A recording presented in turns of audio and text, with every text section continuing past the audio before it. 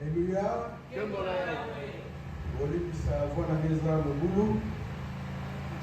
To pesi nzambe merci.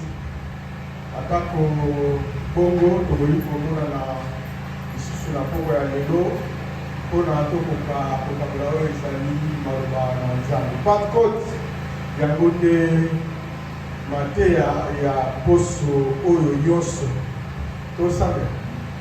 Kolo merci. Totoni yo lisusu ozalaki na biso lobi tolingi mpe yawe oyo bwangi na biso losambo oyo ozala na biso mpe na ntango oyo nkolo ya mateya yo nde moto oteyaka yo nde moto olobaka malamu koleka yango wana yaka na nzela na yo mosanto nkolo yo oloba na yo na kombo na Yesu Kristo amen. Bokozwa nguya mpe bokokoma basakoli. Vous recevrez la puissance et vous serez mes témoins. Moté ya lobe mekaki moke kolobela likambo ya témoin. Témoin, au fait, na grec soki totiango na monoko ya français tokoloba ete moto oyo aza hypocrite. Témoin. Martyr, moto aza martyr. Moto aza martyr. Aza moto oyo azokufa mpona likambo songolo. Témoin. Mpe moto azali martyr aza moto ya amona likambo ayebi likambo oyo eleka yango wana bazali koloba ete moto wana azali témoin.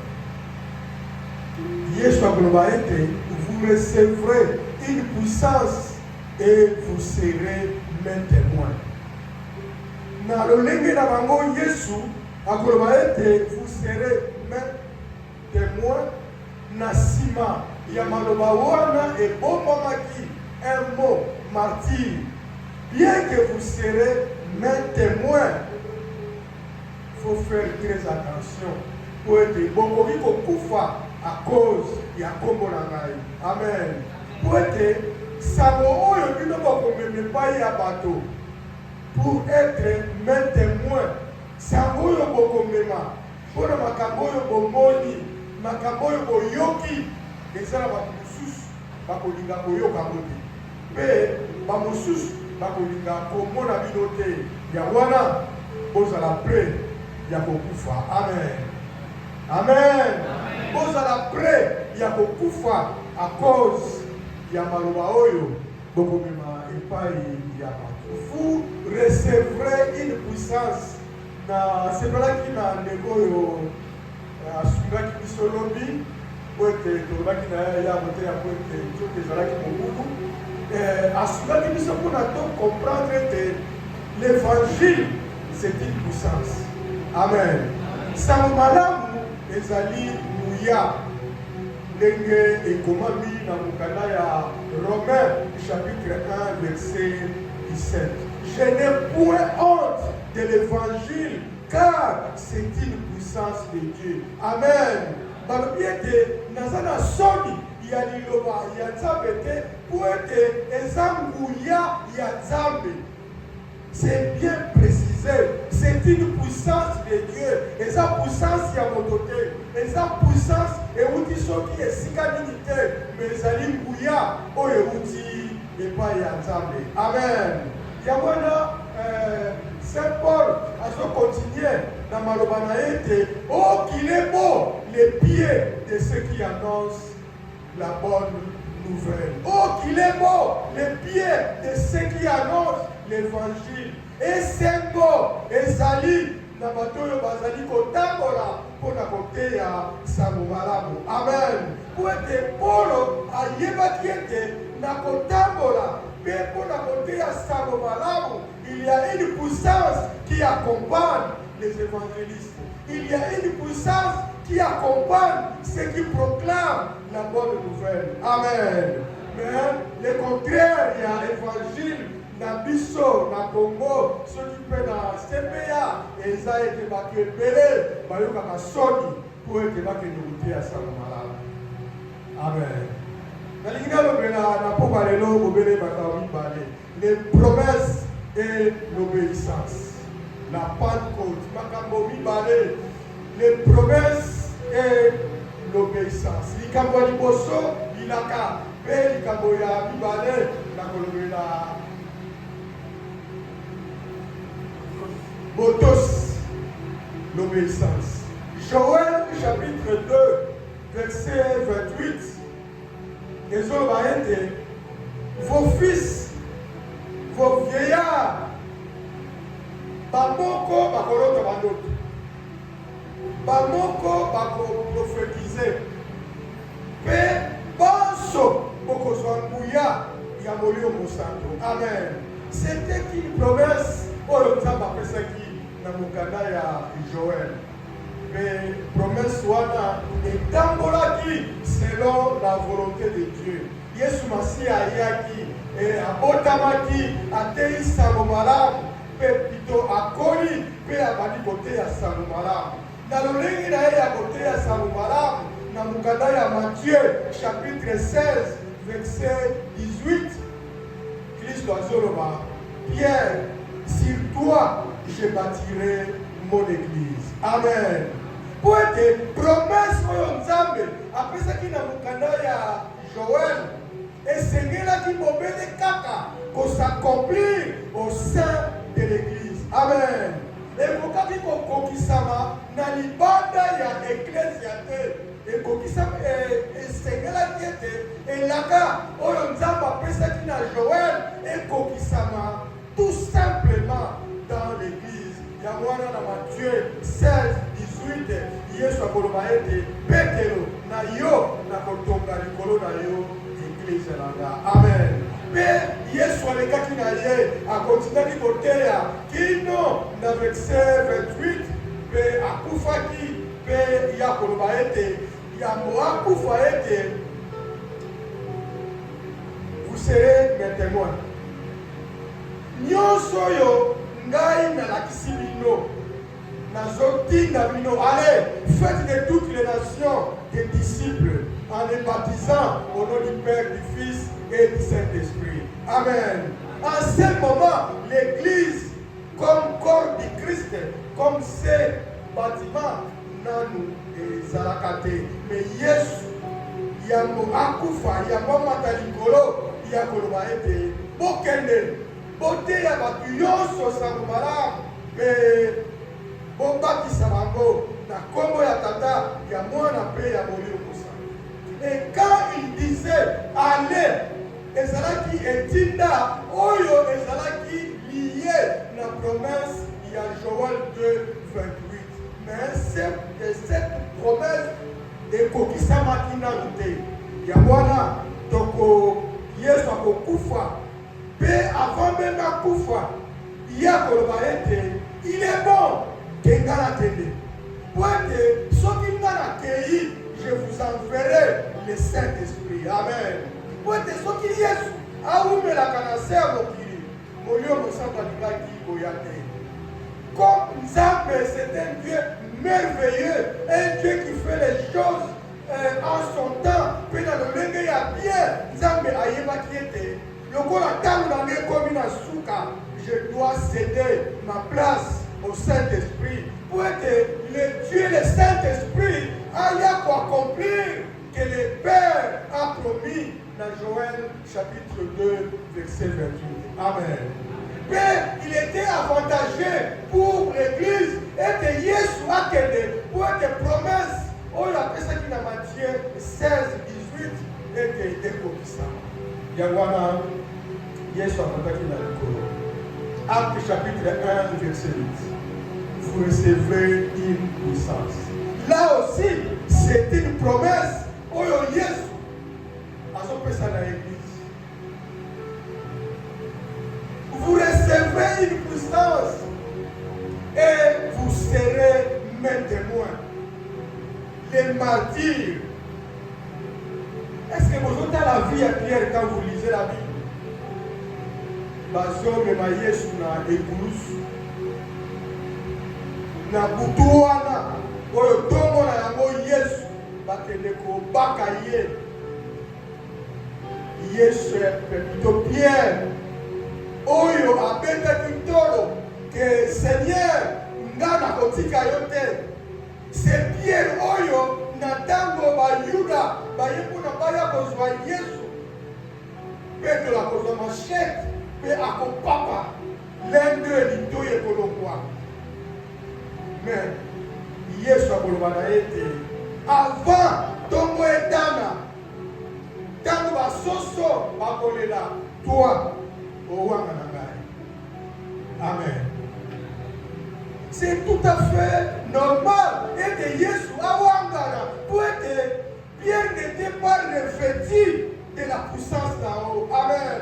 Yamana kobanga wana ntango bazolo me yopondire na ye kozalaka te yamtene ayebi ye te po ete nguya wana oyo Yesu alakaki nano efandaki kati na Petro te po ete aloba wi soki bokoboma mpe na ngai. Amen. Po ete nguya wana ezalaki kati na ye te yango wana Petro awanganaki Yesu.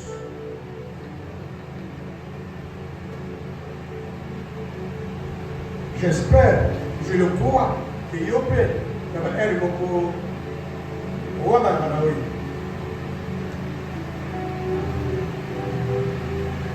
Démona, dans le management, après ça, il y a une bonata, qui est mon ami. Mbaebele na bafi na biso, tokoma kaliboso ya bakamu, oyo, esika esengelo na ba oui. Yo zo ba non, pour te kobange za wa. Na ba une fois, na balaga na aéroport ya Washington pour na avion pour na ya na Amérique. Nous voilà la na bande ko ya ba kumuli. Ko zo solo na ba noir de komi ko tuna. Yo za mu dawa. Si ko tamu na beti bul Congo Kinshasa, Congo ya ba voyou, Congo ya ba Congo ya bamigibi. Moi je suis congolais de Brazzaville.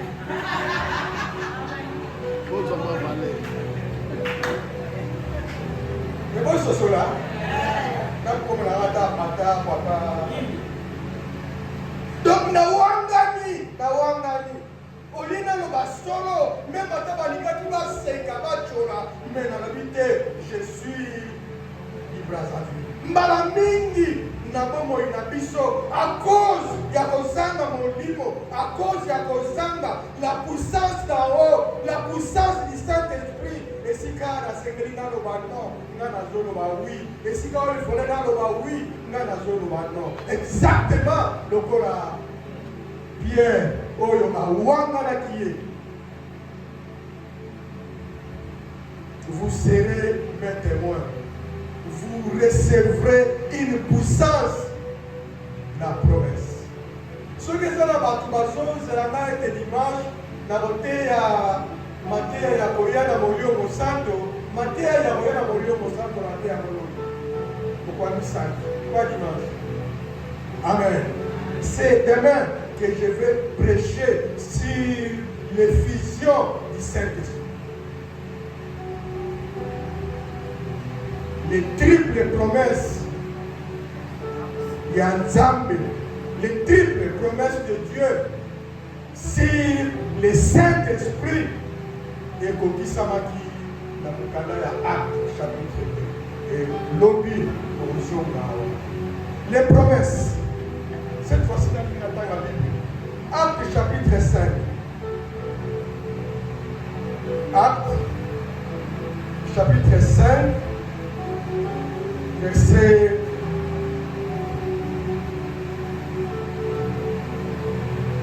32.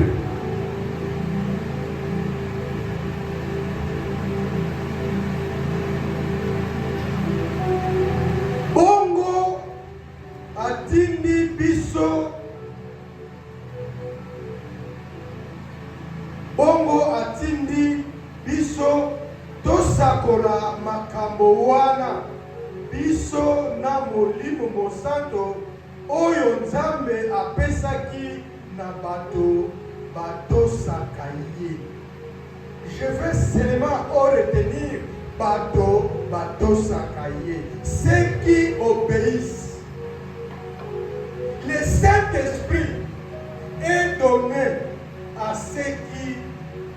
obéissent. Bakoki kotiela yo maboko mpona ozwa molimo mosantu, mais soki otosaka Nzambe te, zéro.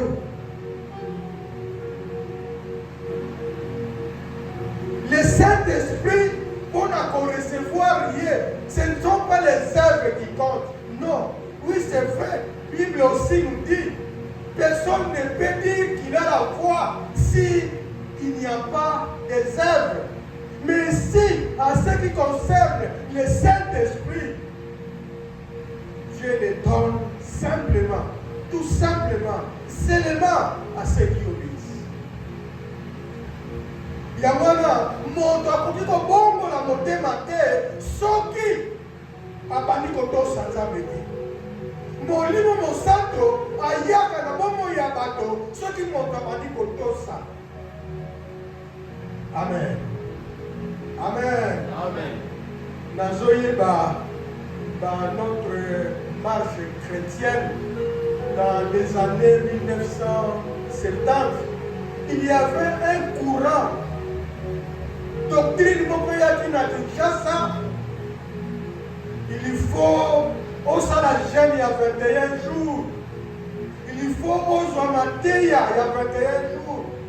Pas imposer yo maboko avant ozwa molimo mosantu. Non, c'était aberrant. Ezaki lokuta. Ezaki lokuta. Amen. C'est par obéissance que le Saint-Esprit ayaka na bomo yango.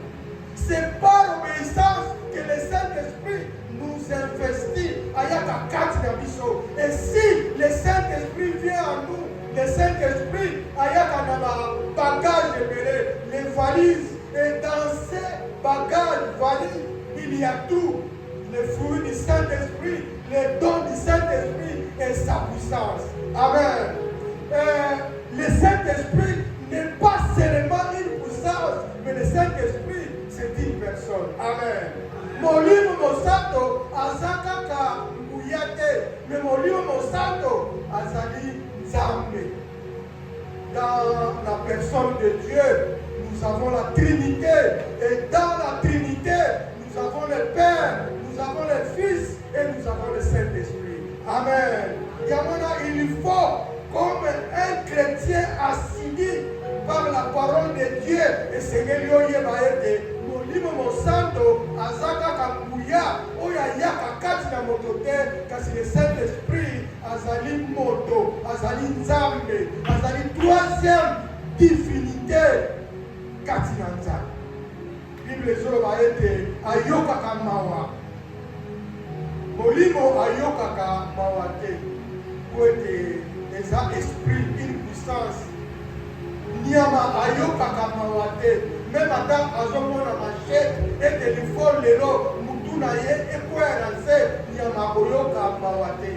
Mais quand on dit Saint-Esprit, Azali Oyoka Mawa, cela sous-entend que c'est une personne. Et c'est la troisième personne, il y a la divinité, il y a la Trinité.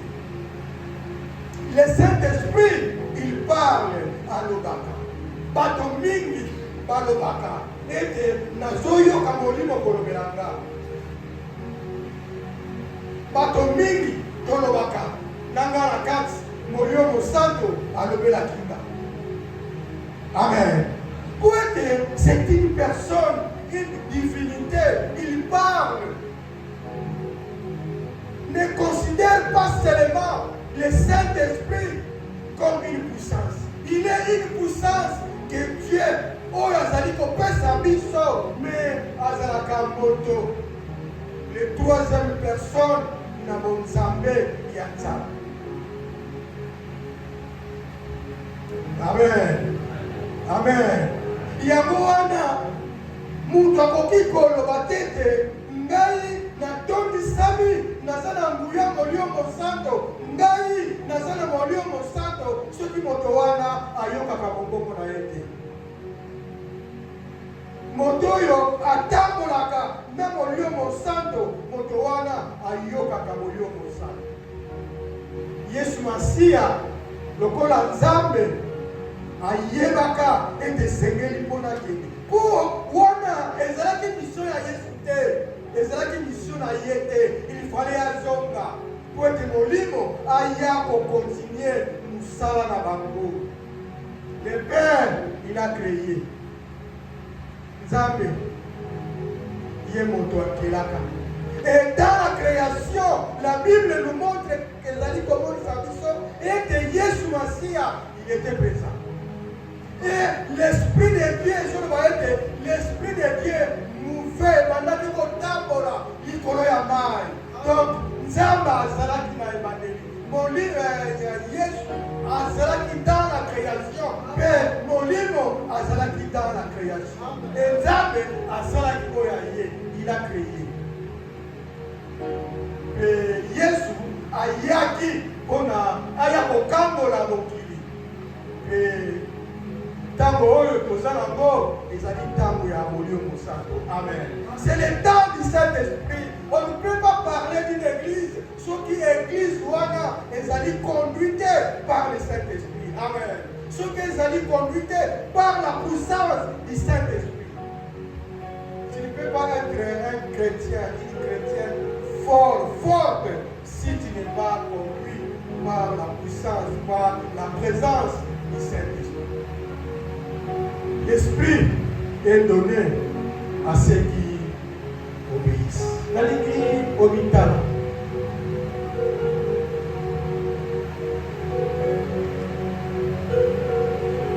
C'est auto César.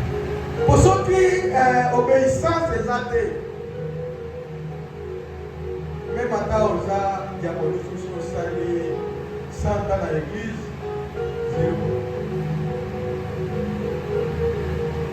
on ne peut pas parler du Saint-Esprit dans une église, dans la vie d'une personne, si cette dernière n'obéit pas à Dieu. L'obéissance précède la conversion. Conversion, avant précédée par l'obéissance. Et c'est cette obéissance est accompagnée par le Saint-Esprit qui convainc l'homme, la personne. Pour la humanité, cesse avec le péché. Répands-toi. Et yaka, et pas yaka. Amen. L'obéissance.